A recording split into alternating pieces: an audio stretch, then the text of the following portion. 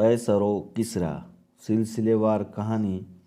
دوستو، آپ سے گزارش ہے صحیح معلومات آپ تک اس یوٹیوب چینل کو زیادہ سے زیادہ سبسکرائب، لائک اور شیئر ضرور کریں۔ راہب نے کچھ کہنے کی کوشش کی، لیکن اس کی آواز تماشائیوں کے قہقہوں میں دب کر رہ گئی اور وہ غصے سے کانپتا اور گالیاں دیتا ہوا ایک طرف چل دیا۔ کشتیاں قریب آ چکی تھی اور عاصم دم بخود کھڑا سب سے اگلی کشتی پر ایک جانی پہچانی صورت دیکھ رہا تھا۔ یہ ولیرس تھا۔ عاصم کے دل کی دھڑکنیں کبھی تیز اور کبھی سست ہو رہی تھی۔ وہ کبھی مسرت کے 7ویں آسمان پر پرواز کر رہا تھا اور کبھی مایوسی کے سمندر میں غوطے لگا رہا تھا۔ ولیرس، جو ایک ایرانی سے باتیں کر رہا تھا، اچانک ساحل کی طرف متوجہ ہوا اور اس کی نگاہیں عاصم کے چہرے پر مرکوز ہو کر رہ گئیں، اور پھر اس نے اپنے دونوں ہاتھ بلند کر دیے۔ کشتی کنارے پر لگی۔ عاصم اپنے گھوڑے کی باگھ چھوڑ کر آگے بڑھا اور ولیرس کشتی سے کود کر اس کے ساتھ لپٹ گیا۔ خدا کا شکر ہے کہ اس جگہ تم سے ملاقات ہو گئی، ورنہ میں تمہاری تلاش میں مدائن جا رہا تھا اور وہاں سے نامعلوم مجھے ایران کے کتنے شہروں کی خاک چھاننا پڑتی۔ عاصم نے کچھ کہنے کی کوشش کی، لیکن اس کی آواز حلق سے باہر نہ آ سکی۔ تاہم اس کی نگاہیں ولیرس کو متاثر کرنے کے لیے کافی تھی۔ اس نے عاصم کے کندھے پر ہاتھ رکھتے ہوئے کہا، عاصم، فستانیہ زندہ ہے، اور عاصم کے سامنے ساری کائنات اپنی حسین مسکراہٹوں کے ساتھ رقص کرنے لگی۔ وہ کہاں ہے؟ اس نے لرزتی ہوئی آواز میں سوال کیا، اور اس کے ساتھ ہی اس کی آنکھوں سے آنسو ابل پڑے۔ وہ قسطنطنیہ میں ہے اور ہم بہت جلد وہاں پہنچ جائیں گے۔ اتنی دیر میں چند رومی اور ایرانی ان کے گرد جمع ہو چکے تھے۔ ولیرس ایک معمر آدمی سے، جو اپنے لباس سے ایرانی فوج کا کوئی بڑا عہدیدار معلوم ہوتا تھا، مخاطب ہو کر بولا، قدرت نے مجھے ایک طویل سفر سے بچا لیا ہے۔ اب ہم یہیں سے واپس چلے جائیں گے۔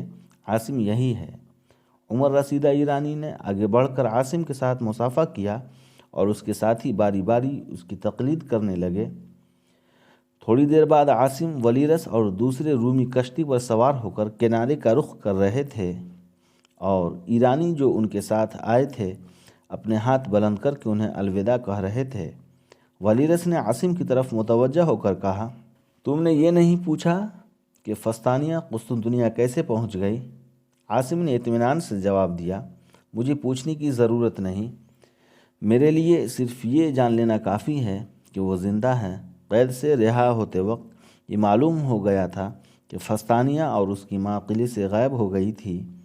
مجھے یہ بھی بتایا گیا تھا کہ تم لوگ واپسی پر وہاں ٹھہرے تھے اور تم میں سے کسی نے ان کے ساتھ ملاقات بھی کی تھی، لیکن جب تم قلعے سے روانہ ہوئے تھے تو وہ تمہارے ساتھ نہیں تھی۔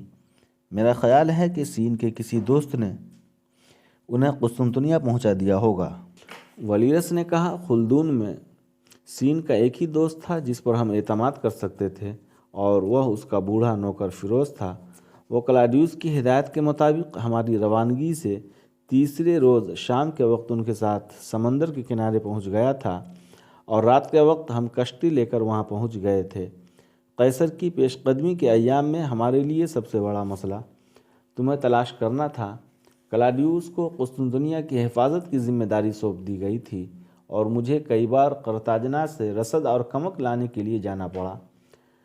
عاصم نے سوال کیا، اب کلاڈیوس کہاں ہے؟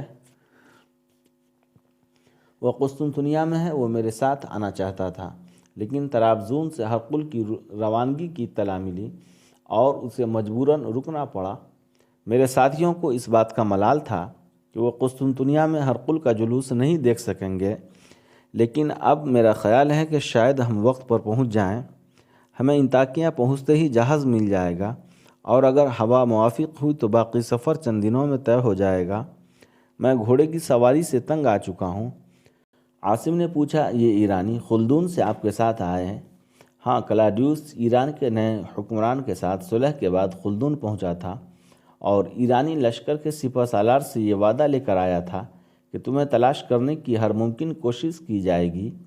پھر جب ایران کی بیشتر فوج اناطولیہ کے راستے واپس جا رہی تھی تو کلاڈیوس کا خیال تھا کہ یہ لوگ کسی تاخیر کے بغیر تمہاری خبریں دیں گے، لیکن جب کوئی اطلاع نہ ملی تو کلاڈیوس نے مجھے مدائن بھیجنے کا فیصلہ کیا۔ اس عرصہ میں باسفورس کے پار ایرانیوں کا پڑاؤ تقریباً خالی ہو چکا تھا اور سپہ سالار بھی واپس جا چکا تھا۔ یہ ایرانی جو میرے ساتھ آئے تھے ان جنگی قیدیوں میں سے تھے جنہیں جنگ کے ایام میں طرابزون سے قسطنطنیہ بھیجا گیا تھا۔ اب میں تمہیں ایک افسوسناک خبر سناتا ہوں۔ فستانیہ کی ماں کے متعلق عاصم نے مضطرب سا ہو کر پوچھا۔ ہاں، وہ قسطنطنیہ پہنچنے کے 3 ماہ بعد فوت ہو گئی تھی اور چند ماہ بعد ان کا وفادار نوکر بھی وفات پا گیا تھا۔ فستانیہ کے دل پر ان حادثات کا گہرا اثر ہوا ہے۔ کلاڈیوس کی بیوی اور بہن اسے سہارا نہ دیتی تو خدا معلوم اس کا کیا حل ہوتا۔ ماں کی موت کے بعد اسے یہ احساس ہو گیا تھا کہ خدا اس سے ناراض ہے۔ وہ بار بار یہ کہتی ہے کہ اگر میں یروشلم میں راہبہ بننے سے انکار نہ کرتی تو میرے والدین کا یہ انجام نہ ہوتا۔ اس نے کئی بار راہبہ کی زندگی اختیار کرنے کا ارادہ کیا، لیکن جب کلاڈیوس اور اس کی بیوی اسے یہ سمجھاتے کہ عاصم زندہ ہے اور وہ عنقریب تمہاری تلاش میں یہاں پہنچے گا تو اس کی ہمت جواب دی جاتی ہے۔ پچھلے سال ایک روز وہ اچانک کہیں غائب ہو گئی تھی۔ 2 دن اس کا کوئی پتہ نہ چلا۔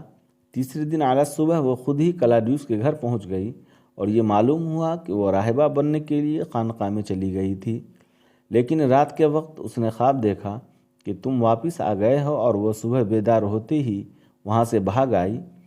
اس کے بعد اس خانقاہ کے راہبوں نے اس کا پیچھا نہیں چھوڑا۔ وہ اکثر کلاڈیوس کے گھر آ کر اسے تبلیغ کرتے ہیں اور فستانیہ انہیں ہر بار تسلی دیتی ہے کہ میں نے راہبہ بننے کا ارادہ ترک نہیں کیا، میں صرف چند دن کی مہلت چاہتی ہوں۔ کلاڈیوس کو ہمیشہ اس بات کا اندیشہ لگا رہتا ہے کہ وہ پھر کسی دن خانقاہ میں چلی جائے گی اور اس مرتبہ اس کے لیے باہر آنے کے دروازے ہمیشہ کے لیے بند ہو جائیں گے۔ عاصم نے کوئی جواب نہ دیا۔ اس کے دل و دماغ میں اور اس کی نگاہوں کے سامنے فستانیہ کے سوا کچھ نہ تھا۔ اس کے کان صرف فستانیہ کی سسکیاں سن رہے تھے۔ ولیرس نے کہا، میں نے تمہیں ایک بات نہیں بتائی، میری شادی ہو چکی ہے۔ عاصم نے مسکرانے کی کوشش کرتے ہوئے کہا، میں تمہیں مبارکباد دیتا ہوں اور میرے خیال میں تمہاری دلہن کا نام جولیا ہے۔ ہاں، لیکن اب بھی یہ ایک خواب محسوس ہوتا ہے۔ شادی سے 1 ہفتہ قبل مجھے یہ امید نہ تھی کہ جولیا کا باپ اچانک مجھ پر اس قدر مہربان ہو جائے گا۔ میں جس قدر جولیا سے محبت کرتا تھا اسی قدر مجھے اس بات کا اندیشہ تھا کہ مرقس کا خاندانی غرور ہمارے درمیان ایک آہنی دیوار کی طرح حائل ہے۔ کلاڈیوس کو اپنا بہترین دوست سمجھنے کے باوجود مجھے اپنی کم مائگی کا احساس تھا، لیکن جب ہم دستگرد کی مہم سے واپس آئے تو مرقس پہلی بار مجھ سے بغل گیر ہو کر ملا اور ہماری سرگزشت سننے کے بعد اس نے کسی تہمید کے بغیر یہ اعلان کر دیا کہ اگر قسطنطنیہ پر کوئی نئی مصیبت نہ آئی تو 1 ہفتہ کے اندر اندر جولیا کی شادی کر دی جائے گی۔ میں نے جھجکتے ہوئے دولہا کے متعلق پوچھا تو اس نے جواب دیا، وہ ایک بہادر اور قابل اعتماد نوجوان ہے اور اس کا نام ولیرس ہے۔ ولیرس اپنی شادی کی ساری تفصیلات سنانا چاہتا تھا، لیکن عاصم کا چہرہ بتا رہا تھا کہ اس کے خیالات کسی اور سمت پرواز کر رہے ہیں۔ چنانچہ ولیرس نے اس کی بے توجہی سے پریشان ہو کر گفتگو کا موضوع بدل دیا۔ چند دن گھوڑوں پر سفر کرنے کے بعد عاصم اور ولیرس ایک دوپہر انطاکیہ میں داخل ہوئے تو انہیں یہ اطلاع ملی کہ بندرگاہ پر قسطنطنیہ کا ایک جہاز تیار کھڑا ہے۔ چنانچہ وہ کسی توقف کے بغیر بندرگاہ کی طرف چل دیے، لیکن وہاں پہنچ کر انہیں معلوم ہوا کہ جہاز بھر چکا ہے۔ چند مسافر جنہیں اس جہاز میں جگہ نہیں ملی تھی کپتان کے ساتھ تکرار کر رہے تھے۔ ایک غسانی رئیس انتہائی غصے کی حالت میں چلا رہا تھا، میں انطاکیہ کے حاکم سے تمہاری شکایت کروں گا۔ دیکھو، میں قیصر کے لیے تحائف لے کر جا رہا ہوں اور فتح کے جشن سے قبل میرا قسطنطنیہ پہنچنا ضروری ہے۔ کپتان نے بڑی مشکل سے اپنا غصہ ضبط کرتے ہوئے کہا، میں تمہارے تحائف پہنچا دینے کا ذمہ لے سکتا ہوں، لیکن تمہارے لیے میرے جہاز پر کوئی جگہ نہیں۔ فتح کا جشن کئی دن جاری رہے گا اور تمہیں 2-3 دن کے اندر کوئی جہاز مل جائے گا، لیکن میں قیصر کا جلوس دیکھنا چاہتا ہوں اور مجھے یہ معلوم ہوا ہے کہ قیصر بہت جلد قسطنطنیہ پہنچ جائے گا۔ کپتان نے کہا، یہ تمام مسافر قیصر کا جلوس دیکھنے کے لیے بے تاب ہیں۔ لیکن اس بات کا فیصلہ صرف میں کر سکتا ہوں کہ میرے جہاز پر کتنے آدمی سوار ہو سکتے ہیں۔ شاید تمہیں معلوم نہیں کہ انطاکیہ سے جتنے مسافر میرے جہاز پر سوار ہوئے ہیں وہ سب قیصر کے لیے کوئی نہ کوئی تحفہ لے کر جا رہے ہیں، اور ان میں سے کوئی ایسا نہیں جسے قیصر کے جلوس سے دلچسپی نہ ہو۔ ولیرس اپنے مضبوط بازوؤں سے راستہ صاف کرتا ہوا آگے بڑھا اور بولا، تمہارے جہاز پر ایک تجربہ کار ملاح کو جگہ نہیں مل سکتی؟ ولیرس، کپتان نے چونک کر کہا، آپ اتنی جلدی واپس آ گئے؟ میں نے تو یہ سنا تھا کہ آپ مدائن جا رہے ہیں۔ ولیرس نے جواب دیا، مجھے وہاں جانے کی ضرورت پیش نہیں آئی، اور اب میں کسی تاخیر کے بغیر قسطنطنیہ پہنچنا چاہتا ہوں۔ میرے ساتھی گھوڑوں پر اپنا سفر جاری رکھیں گے، آپ کو صرف ایک اور مسافر کو جگہ دینی پڑے گی۔ کپتان نے جواب دیا، آپ کو جہاز پر سوار ہونے کے لیے میری اجازت کی ضرورت نہیں۔ غسانی رئیس نے شکایت کے لہجے میں کہا، لیکن آپ تو یہ کہتے تھے کہ آپ کا جہاز پر ہو چکا ہے۔ میں درست کہتا ہوں۔ شاید تمہیں یہ معلوم نہیں کہ ولیرس مجھے سارا جہاز خالی کرنے کا حکم دے سکتا ہے۔ تھوڑی دیر بعد ولیرس اور عاصم جہاز پر سوار ہو چکے تھے۔ ہوا موافق تھی اور چند دن بعد یہ جہاز ایک صبح بحر معمورہ سے نکل کر آبنائے باسفورس میں داخل ہو چکا تھا۔ بائیں ہاتھ قسطنطنیہ کی فصیل پر عورتوں اور مردوں کا ہجوم دکھائی دے رہا تھا۔ کئی جہاز بندرگاہ سے باسفورس کے دونوں کناروں پر رکے ہوئے تھے۔ سامنے بحر اسود کی سمت سے 20 جنگی جہاز بندرگاہ کی طرف بڑھ رہے تھے، اور سب سے اگلی جہاز پر قیصر کا پرچم لہرا رہا تھا۔ ولیرس، عاصم اور چند مسافر جہاز کے اگلے سرے پر کھڑے یہ منظر دیکھ رہے تھے۔ جہاز کے کپتان نے ولیرس سے مخاطب ہو کر کہا، جناب قیصر تشریف لا رہے ہیں، اور اب کچھ دیر ہمیں بندرگاہ سے دور رکنا پڑے گا۔ آپ کا کیا حکم ہے؟ ولیرس نے جواب دیا، میرا خیال ہے ہم قیصر کے بیڑے کی آمد سے پہلے بندرگاہ پر پہنچ سکتے ہیں۔ جناب، میں آپ کی حکم عدولی نہیں کر سکتا، لیکن مجھے ڈر ہے کہ جو لوگ بندرگاہ پر قیصر کے استقبال کے لیے کھڑے ہیں وہ میری اس جسارت کو پسند نہیں کریں گے۔ ولیرس نے کہا، بہت اچھا، تم کچھ دور آگے جا کر جہاز کا لنگر ڈال دو اور ہمارے لیے کشتی اتار دو، اور ہم بندرگاہ کے ایک طرف اتر جائیں گے۔ باقی مسافر ایک ساتھ شور مچانے لگے، جناب ہم بھی قیصر کا جلوس دیکھنا چاہتے ہیں، ہم اتنی دور سے آئے ہیں، ہم برسوں سے اس مبارک دن کا انتظار کر رہے ہیں۔ ولیرس نے کہا، ہمارا جہاز اس وقت بندرگاہ کے قریب نہیں جا سکتا، لیکن مجھے یقین ہے کہ تم سب قیصر کا جلوس دیکھ سکو گے، میں تمہاری مدد کروں گا۔ تھوڑی دیر بعد جب عاصم اور ولیرس کے علاوہ چند اور مسافر رسی کی سیڑھی سے اتر کر کشتی پر سوار ہو رہے تھے، ایک تیز رفتار کشتی ان کے قریب پہنچی، اور ایک رومی افسر نے پوری قوت سے چلا کر کہا، ٹھہرو، تم بندرگاہ کی طرف نہیں جا سکتے۔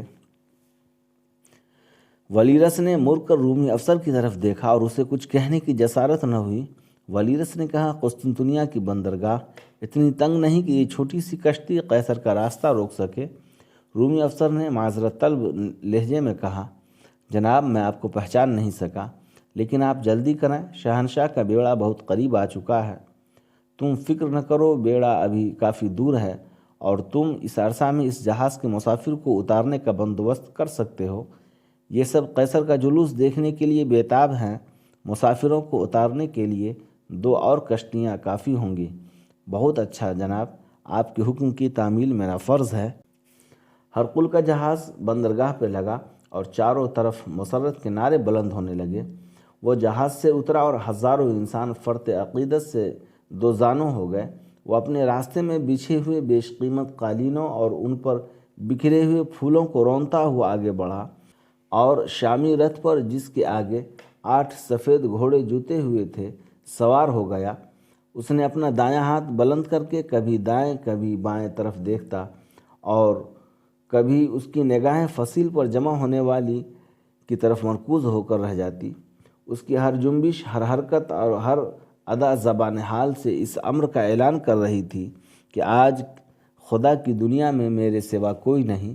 عاصم، جسے ولیرس کی رفتار کی بدولت بندرگاہ پر جمع ہونے والے ہجوم سے نکلنے کے بعد فصیل کے ایک برج کے نیچے کھڑا ہونے کے لیے جگہ مل گئی تھی، غرور اور سطوت کے اس پیکر مجسم کی طرف دیکھ رہا تھا اور بار بار یہ کہہ رہا تھا، مجھے یقین نہیں آتا کہ یہ وہی ہرقل ہے۔